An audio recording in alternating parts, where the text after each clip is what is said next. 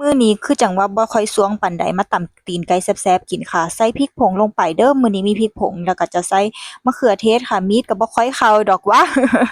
แต่ว่าก็บ่เป็นหยังดอกมันใส่ได้คือกันอันนี้ก็ใส่มักนาวแป้นค่ะถูกๆเด้อทรงนี้โลละ10 บาทซื้อมา2โล3โลเลยค่ะเอามาไว้ล้างเรือนล้างศาลพร้อมเด้อดีๆเด้อค่ะใส่บักนาวล้างเรือนนี่มันสะอาดค่ะกลิ่นหอมพร้อมสะอาด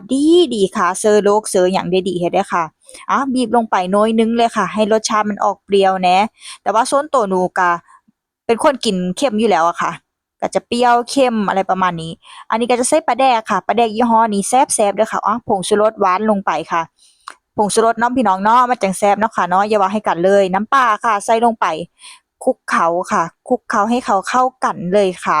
ตีนไก่ค่ะต้มไว้ยังอุ่นๆอยู่เลยแต่บ่เป็นหยังดอกใส่ลงไปโลด มื้อนี้รู้สึกว่าบ่อยากกินกับผักหลายอย่างค่ะมื้อนี้จะกินกับหัวหอมเด้อซอยหัวหอมลงไปค่ะอยากกินแบบ